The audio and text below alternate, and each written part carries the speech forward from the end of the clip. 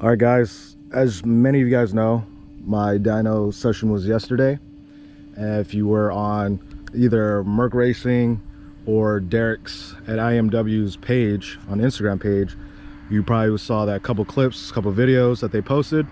So final numbers are 418 wheel horsepower, 343 wheel torque on a E65 blend. So the day went by pretty interesting. So I bought the J35. I installed the J35 throttle body, and before we even started it, Jose really wanted me to switch it out. So we talked to Derek. Derek talked to us about, hey, these are some of the, maybe consequences for upgrading to a bigger throttle body, especially for the 9th gen. So we decided to go with that. I did that, and then by switching it, the coupler wasn't the right size. So Reese's Cars had to improvise, and he figured it out after Jose was trying to cut up the tubing and force fit the throttle body on there. But Reese's was just like, hey man, how about we just flip this? And then it worked. It was a funny moment. It was a really good funny moment. They actually recorded some of the conversations we had there. I don't know if they recorded all of it, but anyways, we did that. We had the 9th gen crank pulley and the 3.2 supercharger pulley. We were pushing way too much boost. I think we were at 21 pounds at 4,000 RPM, if I remember correctly, 4,000 or 5,000 RPM. And at that moment, Derek was like, yo, this is too much boost. I only have 4 degrees of timing, and we're making significant amount of power at that level. So what we had to do is switch the crank supercharger pulley to the 3.5, install that. He did a pull, and now I'm pushing 18 pounds. So it wasn't the 19-20 pounds we expected, but we're pushing about 18 pounds. So the setup is I have the 3.5 supercharger pulley and the 9th gen. So any of you guys that have a 9th gen, if you're just slapping the kit on, you're going to be pushing 18 pounds of boost. To get to 15, you're going to have to change the crank pulley to 8th gen. And so, or you could go with the RSX Type S crank pulley and then put a 3.2 that will give you 15 pounds of boost. But other than that, man, my first impressions, I had no emotions when everything happened. I think everything just went so fast, and we were there for hours. Switching to ethanol, I was hoping to make 450 wheel horsepower, but it's there. It can happen, but we just didn't want to push the stock motor to. My goal is to make this car reliable as possible. I know that's kind of an oxymoron when you're talking about boosting a car, especially when the car doesn't come boosted. But like I said, I've had this car for 10,000 miles boosted, and I've had no issues. So right now, the only quirk that I'm dealing with right now is the bigger throttle body. So when you put a bigger throttle body in these cars, I forget what the terminology is called, but Derek explained it to me. Basically, it doesn't have, Honda doesn't have a separate sending unit to compensate with the more air coming in. So there's a point where I'm driving and I'm slightly pushing the gas to accelerate, and it goes real lean. I mean, it hits like 17 AFR or something like that, and sometimes it bogs a little bit.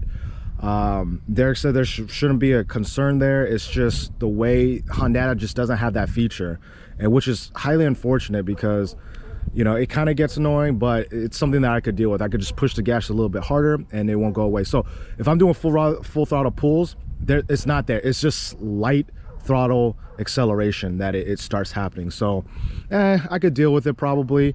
I do like the bigger throttle body. It did probably give us a freer flowing airflow into the supercharger, because I think we did a side-by-side comparison, and the stock throttle body is puny. It is super puny compared to the J37. But other than that, man, the car pulls hard. I feel like the car doesn't scare me, as in sense like I'm getting the car and I'm accelerating, it's like, oh shit, I can't control the car. It's very controllable at this power level. This car still can control it. Granted, I do have a suspension setup in it, but this car feels very controllable.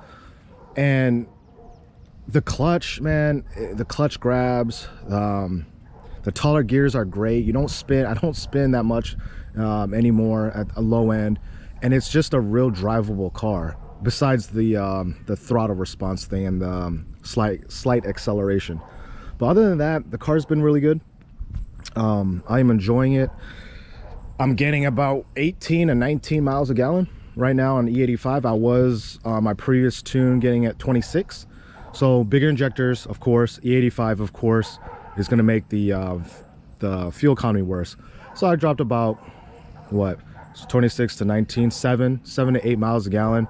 But then again, I am making more horsepower and more torque. So what, 384 to 418. So I gained almost about 20 horsepower, no, 40 horsepower, and torque was what, 312, and I'm at 343, so about 30, so 40 to 30, which is great. I really enjoy it. I like it. Other than that, guys, I have a lot of footage. Jose has a lot of footage, you know, Jose from MercRacing. Reese's Cars has a lot of footage.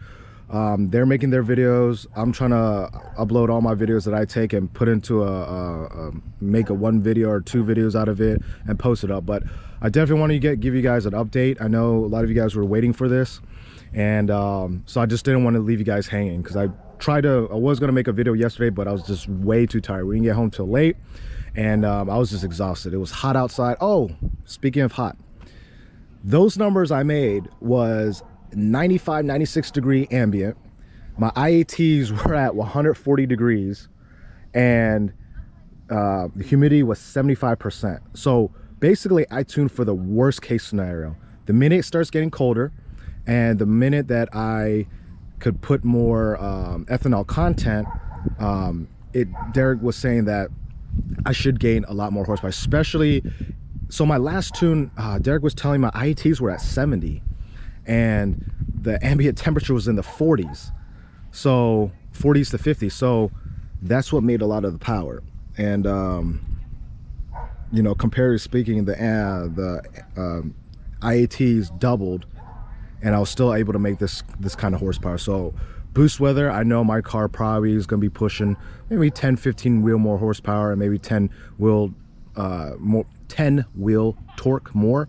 And so I'm happy with it, man. The car is really enjoyable to drive. I am going to I drove it down here, but I haven't really drove it around town. So I do need to drive that, do that. And I do need to, Derek wanted me to put the ethanol fuel from my area and send him some data logs just to see if there's a little difference. So he could maybe tweak the tune for me, because the content might be a little bit different here. I don't know, who knows? But we'll see. I'm almost on E. I'm probably got a quarter tank left, so I'll probably drive it around, fill it up either tonight or tomorrow. Definitely do some logs and then send it to Derek. But until then, guys, watch out for my next videos. I got a couple of videos lined up. Subscribe to Jose's channel, his IG, Reese's Cars, and his IG, because they should be pushing out a lot of content if you guys want like more detailed information. But just gonna cut this video short. It's already pushing almost 9 minutes. So till next time, guys, peace out.